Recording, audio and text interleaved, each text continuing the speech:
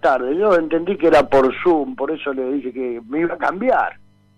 No, doctor, ya sabemos que usted es el árbitro de la elegancia ahí en la Giralda.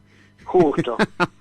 Vio que abrió la Giralda, un lugar histórico para los abogados, ¿no? Mi lugar en el mundo, dicen algunos, pero bueno, es una buena noticia, ¿no? Que algo se abra en la Argentina. Está hermoso. Yo fui el fin de semana porque volver a verla abierta en un lugar histórico de Buenos Aires y haberla visto cerrada, con polvo, con tierra durante tantos meses, me dio muchísima alegría. Ese famoso lugar de Buenos Aires de los churros y el chocolate, creo que más o menos compartimos generación, donde nos llevaban nuestros padres, nuestros abuelos. Así que es una linda noticia dentro de lo malo. Sí, dentro de todo, en este momento que algo abra es bueno. Querido doctor, estábamos... hay un montón de cosas que podemos preguntarle sobre su lucha y su obra en el Colegio Público de Abogados. Pero antes, como lo sabemos, un humanista, le queríamos contar algo que relatamos antes de entrevistarlo. Estábamos hablando de un libro escrito por Daniel Múñiz que se llama La humanidad frente a la barbarie, donde nos cuenta una anécdota de un partisano que, perseguido por los nazis, se esconde en un aljibe y que durante 3 días está rodeado de los nazis y se esconde en ese aljibe en la oscuridad, con el agua putrefacta, con las ratas que los pican, que esto, que lo otro. Y cuando se van sus perseguidores, sale a la superficie mareado, sucio, triste, sintiéndose vejado, y lo encuentran unos campesinos, le dan albergue, y cuando pide ir al baño, se da cuenta que estaba cubierto de canas y había envejecido 30 años. Entonces le quisiéramos pedir una reflexión precisamente sobre la pérdida continua, esa lucha que tiene la humanidad por los derechos humanos, al saberlo a usted un hombre de derecho. A ver, yo creo que hay una evolución desde lo declamativo. El siglo XX está plagado de un montón de convenciones, que son todos a partir de la Segunda Guerra Mundial y el Holocausto judío, ¿no es cierto? Así apareció una convención de los derechos del niño, de las convenciones contra la tortura, el Pacto de San José, qué sé yo, de los derechos del niño, de los trabajadores, pero me parece que se quedaron en declamación. Todavía no hay una conciencia real internacional del verdadero respeto que tienen que tener los derechos humanos. Si no, no habría tanta gente con hambre, se habría liberalizado el tema de la vacuna y todo el planeta ya estaría vacunado, y no haber armado o montado, mejor dicho, un enorme negocio de laboratorios. Ese enorme negocio es justamente en contra de los derechos humanos, que el más elemental justamente es la vida. Entonces me parece que tenemos mucho para trabajar todavía. Gracias, doctor, es una excelente opinión. Ahora sí, doctor, metiéndonos de lleno en su pasión, porque yo creo que todos los seres humanos elegimos algo, alguien o algún ideal en el cual luchar. Yo creo que usted luchó y dejó mucho de su tiempo y de su pasión estos últimos años en la reconstrucción y en la defensa de los abogados de la capital federal, ¿no es cierto? A ver, yo le cuento, yo esencialmente soy un periodista. Yo ejerzo de periodista desde 1980 y empecé a estudiar Derecho en 1981. Entonces, con esa experiencia que gracias a Dios tengo y es mi vocación principal, yo soy o me considero un gran comunicador. Me dio algunas ventajas y esencialmente transformamos el Colegio Público de Abogados de una institución que solamente cobraba bono y matrícula y había que visitar cuando había una denuncia en el Tribunal de Disciplina, a un lugar donde hoy los trabajadores de la abogacía y preste atención como lo digo, trabajadores de la abogacía, no digo abogados,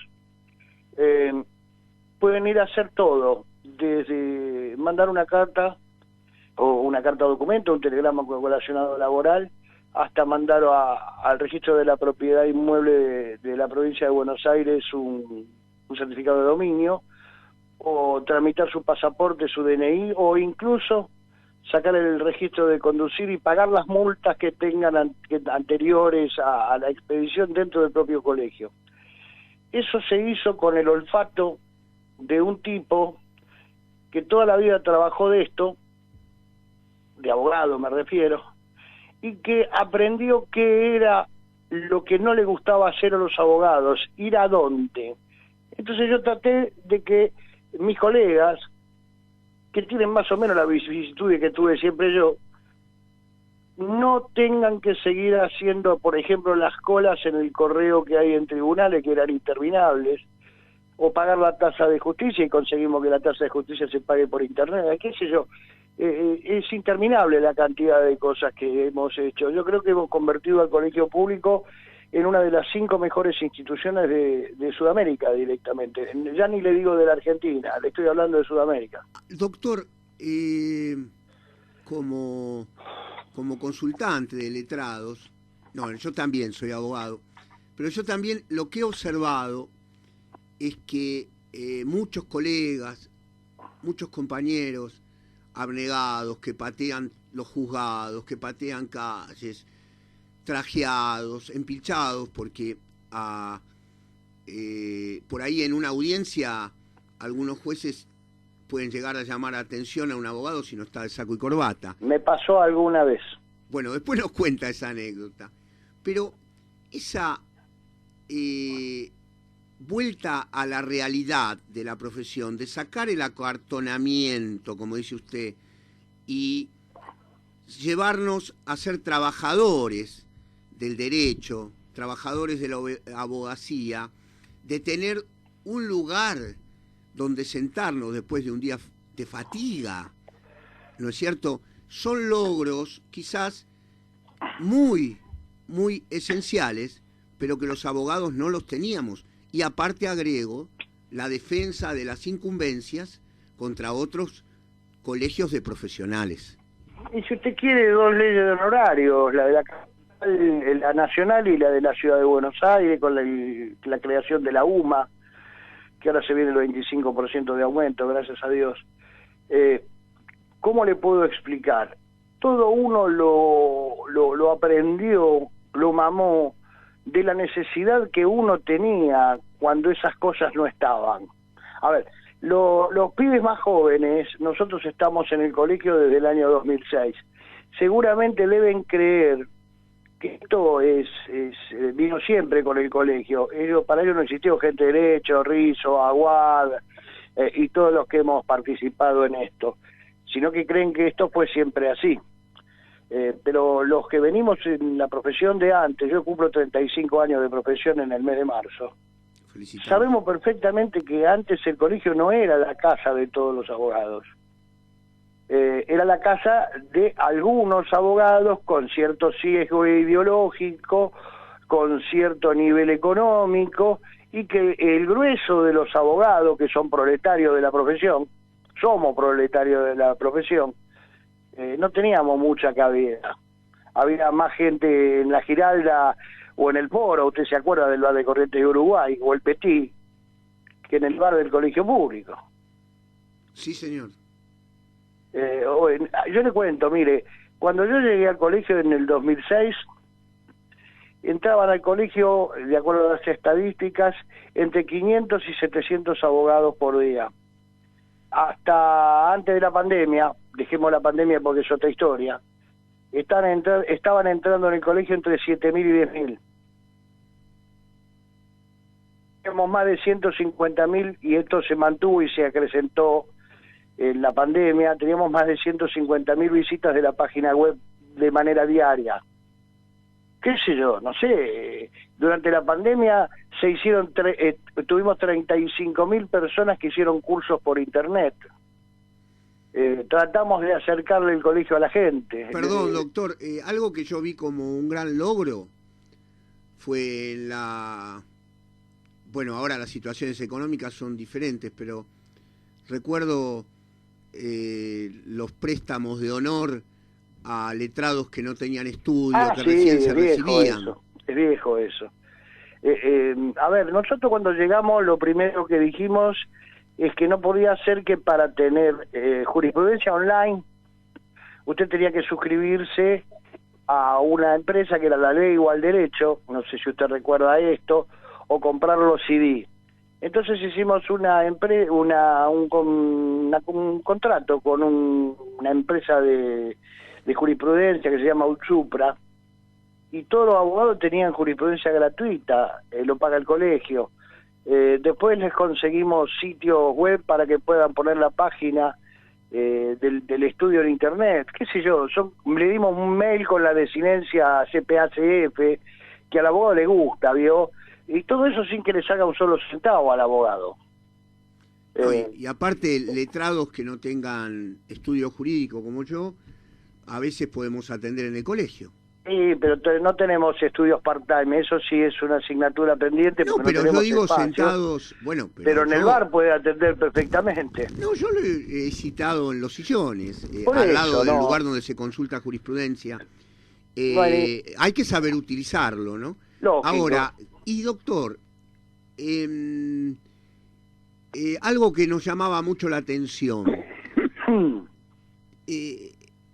¿Qué quiere expresar gente de derecho cuando habla de los vampiros, o hablaban? Los vampiros no existen, pero que los hay, los hay. Es la misma historia de la Argentina de siempre. Hubo un antes y un después de gente de derecho. Hasta gente de derecho, los dirigentes que llegaban al colegio era para servirse del colegio. Nosotros fuimos a servirnos, al revés, a servirlo al colegio. ¿Qué le quiero decir? Usted no va a detectar ningún acto de corrupción en el Colegio Público de Abogados desde que yo lo pisé por primera vez como presidente. Ni en la presidencia del doctor Aguad, ni en la presidencia del doctor López, ni en la presidencia del doctor Cosi, ni en ninguna de las 4 que yo fui. A nosotros nos pueden decir que somos más simpáticos o menos simpáticos, pero hay 2 cosas que no nos pueden decir: que somos chorros o que no sabemos derecho. Guau, qué importante. Y usted sabe que tenemos algún buen récord en la Corte Suprema de Justicia. Lo sé. Creo que somos los abogados que más juicios hemos ganado en la Corte en los últimos 25 años. Importantísimo. A mí me ha tocado ser abogado del doctor Fait, he colaborado con el doctor Lorenzetti, yo muchas más aspiraciones como abogado no tengo. Hemos sacado el fallo Rizzo, el fallo Alavi, Ernesto era como mi papá, con el tema de las acciones colectivas. Sacamos 2 leyes de Aronzaele, hicimos caer una ley de jubilación. Somos el único caso de la historia universal que una caja de jubilaciones se tuvo que derogar. Doctor, el colegio, ¿cómo presta servicios, por ejemplo, a algún ciudadano que no pueda contratar a un letrado? ¿Da ese tipo de colaboración? A ver, nosotros tenemos el consultorio jurídico gratuito, que es por la ley de colegiación, no es para todos, ¿no es cierto? No puede haber recupero económico para los chicos que trabajan ahí. Por ejemplo, puede ser para un caso de alimentos, de violencia familiar, y de todo lo que no tenga recupero económico. Sí. Y después, en el año 2009, hicimos un convenio con el Ministerio de Justicia y creamos el PROPAQUE. ¿Cómo se llama? ¿Cómo? PROPAQUE. Sí. Programa de querellas. Era para las personas que eran víctimas de los delitos, que no podían tener un abogado querellante y porque no tenían plata, porque no lo podían costear. Entonces nosotros se lo dábamos gratuitamente. Hemos ganado varios juicios importantes, incluso en la casación, que han salido en los diarios y todo eso. Estamos muy orgullosos de eso. Doctor, ¿y cómo anda el colegio con el tema de los congresos, mesas redondas para los profesionales? Mire, yo no sé si están bien o mal en cuanto a la calidad, porque no le estoy prestando demasiada atención, pero hay muchos cursos y hay muchos congresos. A ver, tenemos uno de Derecho Penitenciario que da la doctora Ger, que me dicen que es excelente, los del Velorio Clavot, el decano de Derecho de la Facultad de Belgrano, con el tema del derecho ambiental. Hemos hecho, usted recordará, cuando se hizo la reforma del Código Civil y Comercial, arreglamos con la Corte Suprema, con el doctor Lorenzetti, e hicimos el mejor curso que se hizo en la República Argentina. Fue levantado de todas partes del país porque lo que la previsión, y esto fue una idea mía, que este tipo de cosas se emitan por YouTube y pueden estar al alcance de cualquier persona que esté a distancia, ¿no es cierto? Más acá en el tiempo, cuando se hizo la firma electrónica, también lo transmitimos por Zoom y por YouTube, y con la primera charla solamente tuvimos alrededor de 5.000 personas viendo aquella charla, y después por asesoría letrada hicimos unas jornadas que se extendieron por 2 o 3 meses, y supóngase que otros 10.000 abogados habrán asistido. Qué sé yo, el colegio es imparable, jornada de derecho deportivo, de derecho animal, de derecho del consumidor. Vamos a ir un tema, y ya le digo de qué le vamos a preguntar, porque acá me lo está preguntando un colega suyo. Pregunte lo que quiera. Que me llame, me están llamando por teléfono. Acá me dice algo bueno, en realidad es un elogio, que el colegio ha tenido recambio, que no es que haya sido usted presidente en forma monopólica, que el colegio ha tenido... No, pero me contesta después de una pausa. Así se toma un vaso de agua. Métale. Y aire, y toma aire. Porque habló, hizo un monólogo. Bueno, gracias, Doc, y ya nos reconectamos. Dale.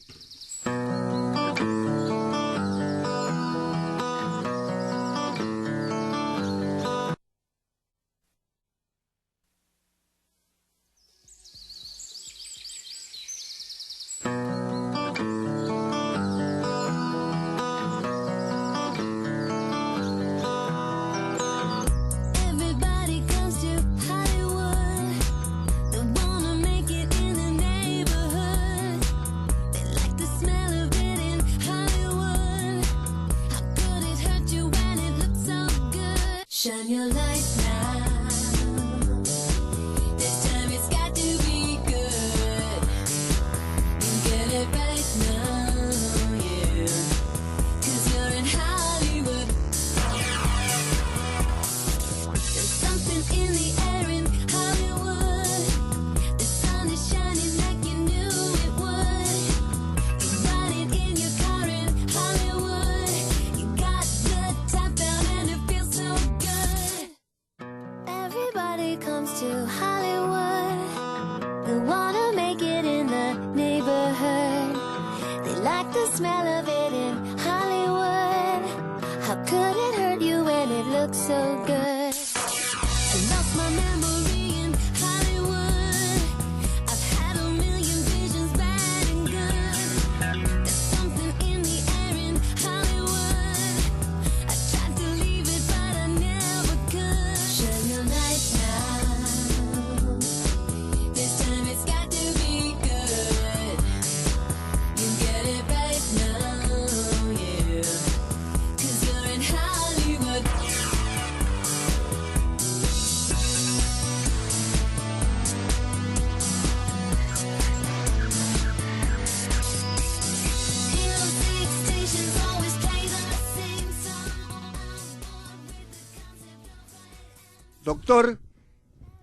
Doctor Rizzo, ¿Lo escucho? ¿tomó aire? Sí, yo no tengo drama. Los sábados hablo 4 horas, gente de ello. Bueno, bueno, ¿tomó nota de la pregunta o del elogio en realidad? Si me hace acordar. Claro, preguntó un colega, o más bien afirma, que hubo mucho recambio en el colegio, que no es que haya sido solamente usted, sino que gente de derecho ha delegado las funciones administrativas y ejecutivas en diferentes colegas con el mismo ideal. A ver, yo fui 2 veces presidente, me relevó el doctor Eugenio Cosi, después volví, me relevó el doctor Roberto López, falleció, asumió la presidencia el doctor Aguad, que entre paréntesis es el primer discapacitado que preside un colegio en el mundo. Usted sabe que el doctor Aguad es ciego. Volví yo después, y ahora el doctor Aguad, en el año, cuando fueron las últimas elecciones, creo que fueron el 18, si no falla la memoria, ganó las elecciones por amplio margen y es el presidente desde entonces. ¿Cuántos son? ¿El periodo que tiene? ¿4 años? 2 años, es una ridiculez que sea de 2 años. Claro, porque no da lugar, ¿no? A ver, yo le explico. Si yo no hubiera tenido segunda gestión, no hubiera sido tan exitoso, porque en la primera uno se tiene que acomodar, ¿vio? No es el caso nuestro, que venimos de antes y ya más o menos conocemos. Aparte, cuando está Aguad, yo puedo dar una mano de afuera, cuando estoy yo pueden dar una mano él y Cosi. A ver, somos un equipo. Está bien. ¿Cómo, por ejemplo, fue esa política de introducir al colegio dentro de lo social? Porque había por ejemplo, mi hija en tono de broma siempre me decía: colegio público de abogados, me decía, de la capital federal, consulta un abogado. Esa fue una propaganda verdaderamente muy exitosa. Sí, son locuras, eso es lo que yo le contaba, son los años de prensa.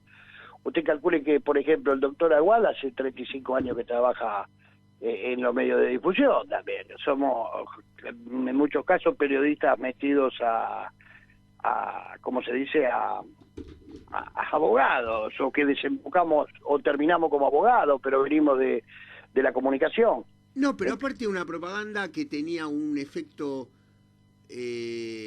digamos, psicológico importante. Claro, porque... no, pero le cuento, por ejemplo, un día a los escribanos se les ocurrió y tenían ganas de hacer las sucesiones notariales. Oh. Y andaban haciendo o evacuando consultas jurídicas por los barrios. Entonces yo le dije, bueno, vamos a hacer una cosa, y armé un aviso que decía: los únicos que saben derecho son los abogados, consúltelos. Me querían matar los escribanos, los contadores, y a mí qué me importa. Pero obviamente, pero aparte de las incumbencias son las incumbencias. A ver, los contadores se la pasan haciendo carta documento y perdiendo los juicios. Después, cuando entramos los abogados, no tenemos margen para arreglarlo. No, eso es lo que yo digo, que... Y los escribanos tienen la vaca atada. La ciudadanía debe entender que consultando a un abogado a tiempo es lo mismo que consultar a un médico a tiempo. Se pueden evitar un montón de problemas. Por eso, y después tenemos el otro que es: sin abogados no hay justicia. Exacto. Es un mensaje del Colegio Público de Abogados de la Capital Federal. ¿Qué hay, doctor, de a veces la falta de conocimiento? A ver, es indudable que nuestro Poder Judicial, a mí me ha tocado, apenas me recibí, ir a un juzgado donde decía juez José Pérez, juez interino José Pérez hijo. Ah, usted me habla de la familia judicial. Claro, lo que yo le quiero decir es que como también me ha tocado ir a una mesa de entradas donde una clienta mía había perdido un oficio y yo pedía colaboración para reconstruirlo y me dijeron: ¿para qué lo perdió? No es culpa del juzgado. Yo creo que no hay justicia sin poder judicial y sin abogados. Tenemos que colaborar, no somos enemigos. No somos enemigos la justicia y los justiciables y los abogados. No, pero en absoluto. De hecho, yo tengo una muy buena relación con Julio Piumato, pero ellos hoy quieren cerrar la bandeja de ingreso y yo no lo voy a permitir. Así se me vaya la vida de por medio, ¿no es cierto? Quieren que los escritos puedan ser subidos de 7:30 a 13:30. Yo no lo voy a permitir en lo que pueda, ¿no es cierto? Hasta donde pueda. Y hasta donde no pueda también. Esto no es una lucha con ellos, y yo creo que ellos con nosotros tampoco. Lo que ocurre es que durante años los jueces han abusado de los abogados, especialmente en las regulaciones de honorarios. Usted lo recordará. Gracias a Dios sacamos la ley y ahora se tienen que circunscribir a lo que ha dicho el legislador. pero siempre ha habido una cuestión de envidia muy grande de la gente que está dentro o ejerce la profesión del otro lado del mostrador. Y lo que usted dice es habitual. La familia judicial se regenera, se protege. Si hay una denuncia en el Consejo de la Magistratura, si es un miembro del Poder Judicial, se lo va a proteger, haya hecho lo que haya hecho. Entonces, los organismos de control, como el Consejo, no funcionan. Doctor, a ver, hagamos un poco no surrealismo, sino un poco de teatro o radioteatro, como había hace muchos años. Llega un profesional, un abogado, de traje, transpirado, en pleno verano. Llega a traer un escrito. No, solamente se reciben escritos si vence el plazo, porque hemos decidido parar. Verdaderamente eso crea una situación, una situación de impotencia muy grande para el abogado, porque el abogado, el 90%, vive de su profesión y con su profesión paga su obra social y no tiene un sueldo seguro a fin de mes, ni tiene vacaciones aseguradas a fin de mes, y por ahí paga el estudio, su alquiler. No tiene préstamos del Banco Ciudad como los empleados del Poder Judicial. Entonces, eso, yo no digo que no defiendan sus derechos, pero tiene que crearse algún canal de solidaridad con el abogado. Yo le cuento una sola cosa. Cuando a mí me pasa eso, yo lo miraba al que me decía, no le puedo recibir el escrito. ¿Por qué? Porque estamos de paro. Yo no te veo de paro, le decía, yo te veo acá. Vos me estás haciendo el paro a mí, no a tu empleador, no tiene sentido.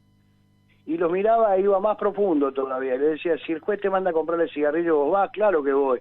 Entonces andá a llamar a su señoría y que me reciba el escrito, le digo. ¡Oh! Y no me iba hasta que no me recibiera el escrito. Le juro que jamás me dejaron de recibir un escrito. También los abogados tenemos que aprender a rebelarnos ante la ignominia. Bueno, pero hay una especie de cristalización del concepto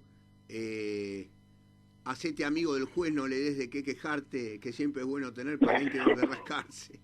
Sí, pero no todos los abogados se pueden ser amigos del juez. También es un grupo de abogados muy selectos No, yo le digo el que amigos tiene llegada a los temerosos, jueces. no amigos, yo le digo amigos del abogado que está haciendo una sucesión, no el que está en un juicio. Sí, pero bueno, ahí que uno dice, puede esperar no un te hagas poquito tomar más. bronca. Yo a lo largo de mi vida he aprendido que cuando hay que hacer valer los derechos hay que hacerlos valer.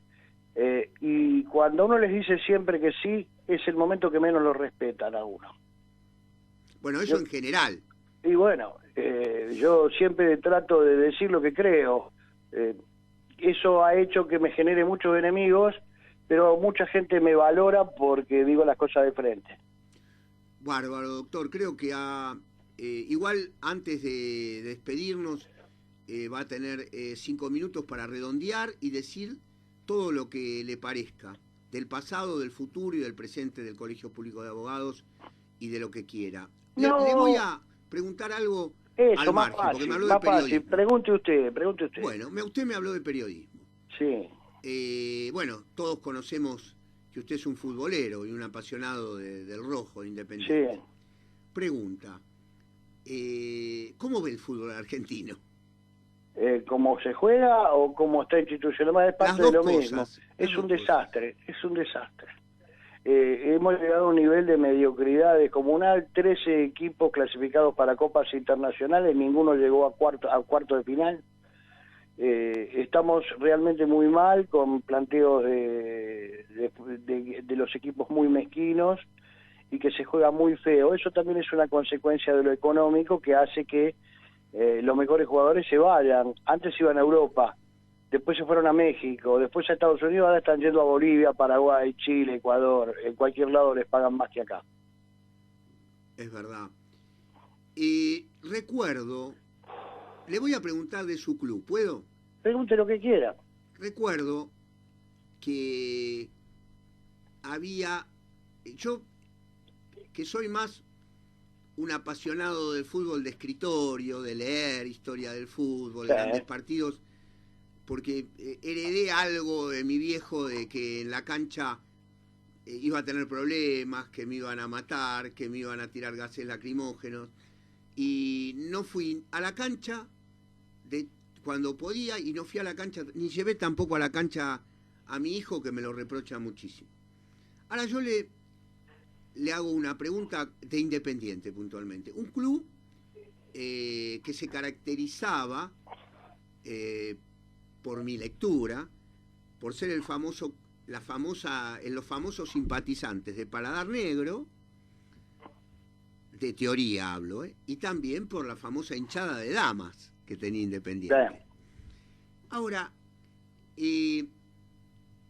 recuerdo también que cuando Independiente decían, o cuando los campeonatos de Independiente, que yo era muy, muy chico, me acuerdo de uno de Barbita que se llamaba Maldonado, saludando, tipo gran capitán. Le aclaro que yo no lo vi jugar a Maldonado, se ve que yo usted es más grande. Yo tampoco, pero había un póster histórico de Independiente con Sí, Maldonado. con Chivita Maldonado adelante levantando los brazos. Exacto, y también, digamos, en las delanteras explosivas, le hacían partidos de igual a igual al Santos, a Peñarol. Perdía o ganaba, pero era el representante argentino. Le cuento que ganaba más de lo que perdía en aquel tiempo. Bueno, claro, pero hubo famosos partidos con el Inter de Milán. Sí, Digamos, le repito que soy un teórico. Soy un teórico, no soy una persona que lo haya visto y nada por el estilo. Pero bueno, he visto sí videos, vi un video de un jugador Mura prácticamente haciendo un gol maradoniano en una definición de la Copa Libertadores en un 4-1 a Peñarol de Montevideo. en Santiago de Chile. A Peñarol de Montevideo. Que después, 4-1. Exacto, bueno. Después de haber disfrutado de, no sé, de Bocchini, de Bertoni, pienso que le debe pasar un montón de hinchas de fútbol o simpatizantes. Y después el famoso club de los gallegos, que cuidaban la guita, ¿no? Famosos. Yo recuerdo que decían, en Independiente, si haces un planteo alocado, te cuelgan, no se joden Independiente. ¿Qué pasó con eso? Independiente se quedó en el pre-1990. Los clubes no se manejan más como lo manejaban los gallegos en aquellos tiempos, que era fabuloso. Yo siempre hago una humorada. Los gallegos con la libreta del almacenero ya no podrían manejar un almacén, porque el chino ahora usa la computadora. Después se llenó de mafiosos, después se llenó de ladrones, y bueno, pasó lo que pasa en la Argentina, ni más ni menos. En los clubes de fútbol ocurre lo mismo que a nivel país en la República Argentina. Mire, en el 2001 la gente gritaba que se vayan todos, no sé si usted recuerda. Sí. Del único lugar que lo sacamos a todos fue del Colegio Público de Abogados. Tiene razón. Parecía que se caían todos. Un montón de políticos que no podían salir a la calle hoy son ministros o caminan en la vía pública. Por supuesto. Ni más ni menos que eso pasó. Y dirigencias nefastas, no se trabajó bien con las divisiones inferiores, pero no fue Independiente, fueron muchos clubes. San Lorenzo está en la misma vía, qué sé yo, Racing ahora levantó cabeza, pero bueno, y además el deporte es bastante inviable, ¿no es cierto? Se produjo clubes eminentemente sociales como Independiente, Vélez o Ferrocarril Oeste, se vinieron a pique, porque ahora la gente se va al country, no va a pasar al club del día como pasaba cuando nosotros éramos chicos. Y hubo que acomodarse a los tiempos, e Independiente no se acomodó. ¿No está volviendo la vuelta al club? Yo creo que no. ¿No? No, son casi todos socios de fútbol los que van a los clubes. Los fenómenos de las barras bravas, con la complicidad policial, judicial y política, es algo que también alejó a mucha gente. Usted me está contando que nunca fue a la cancha por ese motivo. No, pero lo mío es de mucho antes. Bueno, no es, pero no cuando usted no llevó a su hijo, sí es por eso, por ahí. Sí, sí. Yo le cuento una pequeña anécdota. Yo había dejado de ir a la cancha. Mi nena, Yo tengo una hija que ahora se recibe de abogada en diciembre. Cuando tenía 14 años empezó a decirme, papá, que llévame. Buah, ya quedó platea y si no vamos me faja. Y es casi una comunión que tenemos ahora. Hasta fuimos a Brasil a ver la final de la Copa Sudamericana. Ujú. Es lindo ir con los chicos a la cancha, es único porque es el padre con el hijo, sin que la madre intervenga. Es una relación de ida y vuelta muy fuerte cuando uno gana o se produce un gol y se da ese abrazo espontáneo entre padre e hijo que, qué sé yo, para mí sigue siendo lo más emotivo que existe, un abrazo que me pego con mi hija. Acá hay un mensaje. Diga. Hablar con el doctor Rizzo es como estar en la Giralda tomando un café. Siempre la misma manera de hablar, contestando todos los temas y futbolero. Bueno, bárbaro. Mire, Debe yo le ser un cuento- abogado. Yo contaba el sábado en mi programa que los políticos argentinos viven en una realidad paralela. Es como la figura del diario de Irigoyen, ¿vio? Y que yo, para evitar eso, si bien no es lo mismo de conducir el colegio público que conducir el país, yo me siento en la Giralda y me pongo a hablar con la gente. A todo el que se arrima yo le contesto. Mucha gente viene enojada, algunos con razón, entonces tomo nota y lo trato de arreglar. Y otros no tienen razón y les explico, mire, lo que usted me pregunta ya está hecho. ¿Dónde? Acá, mire, vea. Y se van contentos. Esa inmediatez que trato yo, al menos, de tener con la gente, es la que le reclamo a la política. Muy bueno, Doc. Escúcheme, le vamos a hacer un regalo de 1 minuto de un tema y después nos despedimos porque termina el programa, ¿ok? Este tema se lo vamos a dedicar a usted. Dale, Chino, adelante. Fuerza, garra y corazón. Dale rojo,